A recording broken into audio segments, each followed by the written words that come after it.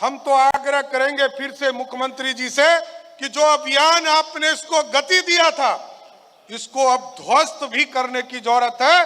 जो लोग आज भी इस अभियान में लगे, क्योंकि स्वाभाविक आप कहते भी हैं कि हम सबको इससे जोड़ नहीं सकते हैं, लेकिन हम अपनी विचार रख सकते हैं।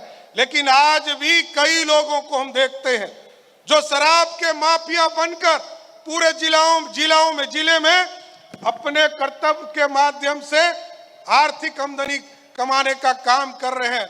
नमस्कार, न्यूज़ फॉर नेशन देख रहे हैं आप। मैं हूं आपके साथ रश्मि। जहां एक तरफ सीएम नीतीश कुमार समाज सुधार यात्रा पर निकले हुए हैं, तो वहीं दूसरी तरफ खुद बिहार सरकार के मंत्री सम्राट चौधरी ने आज सीएम नीतीश कुमार को आईना दिखाया है। बता दें कि भरे मंच से सम्राट चौधरी ने कहा है कि आज भी बिहार में शराब माफिया खुलेआम अपनी कमाई कर रहे हैं।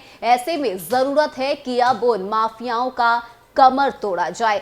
बता दें कि समाज सुधार यात्रा के तहत कई सारे ऐलान सीएम नीतीश कुमार की तरफ से किए गए हैं, लेकिन आज जिस तरह से खुद मंत्री सम्राट चौधरी ने सीएम नीतीश कुमार को आईना दिखाया है, और इतना ही नहीं, भरे मंच से उन्होंने कहा कि गतिविधियों में तेजी लाने की जरूरत है, क्योंकि आज भी बिहार में शराब का कारोबार हो रहा है, खुलेआम माफिया अपनी कमाई कर रहे हैं। ऐसे में क्या कुछ कहना है मंत्री सम्राट चौधरी का, किस तरह से उन्होंने भरे मन से सीएम नीतीश कुमार को आईना दिखाया है, छोड़े जाते हैं आपको उस पूरे वीडियो के साथ। ये मुख्यमंत्री के स्तर पर इन चीजों की चिंता की गई, ये एक महत्वपूर्ण कार्य है।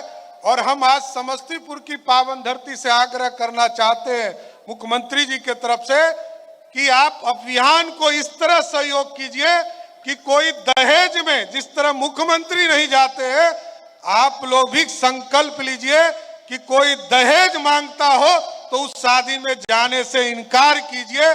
तभी ये सच्ची जो है मुख्यमंत्री को ताकत मिलेगा।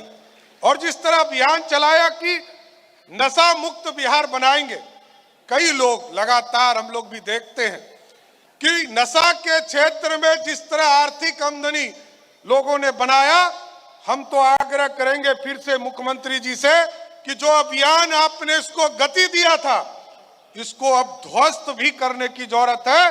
जो लोग आज भी इस अभियान में लगे, क्योंकि स्वाभाविक आप कहते भी हैं कि हम सबको इससे जोड़ नहीं सकते हैं, लेकिन हम अपनी विचार रख सकते हैं। लेकिन आज भी कई लोगों को हम देखते हैं जो शराब के माफिया बनकर पूरे जिले में अपने कर्तव्य के माध्यम से आर्थिक आमदनी कमाने का काम कर रहे हैं। इसको भी तोड़ना पड़ेगा और सख्ती से तोड़ना पड़ेगा। आप लगातार कार्रवाई कर रहे हैं, इसको और भी देखने के लिए एक मॉनिटरिंग आपके स्तर पर भी लगातार चीजों की होती है। और जो तीसरा जो हमको सबसे महत्वपूर्ण लगता है कि बाल विवाह, मैं जानता हूं इस पीड़ा को। मेरी बहन की शादी मात्र 15 वर्ष की उम्र में हुई, और मैंने देखा कि इतने कम उम्र में शादी बहनों को हम लोगों ने देखा। पहले जो मेरे जन्म के एक साल के बाद ही उसकी शादी लगभग समझिए कि 75 में हुआ, और 1 साल का मात्र मैं था तब उनकी शादी हो गई। और ऐसे स्थिति में हम लोग देखते थे कि कितने कम उम्र में लोगों की शादी होती है। और इसका भी अभियान चलाना कि बाल विवाह किसी भी स्तर पर नहीं हो, इसकी भी सोच बहुत ही महत्वपूर्ण है। और देश के प्रधानमंत्री आदरणीय नरेंद्र मोदी जी ने तो इससे एक और कदम बढ़ाया, और बिहार के मुख्यमंत्री को सहयोग के तौर पर कि अब जो 18 वर्ष में शादियां होती थी, अब उसको बढ़ाकर 21 कर दिया गया, जिससे कि बिहार या पूरे देश में अब शादी का जो न्यूनतम जो समय होगा वो कम से कम 21 वर्ष होगा।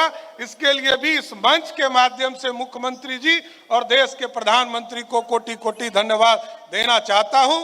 और इस समाज सुधार अभियान के माध्यम से लगातार विकास के कार्य आप लगातार करते रहे हैं।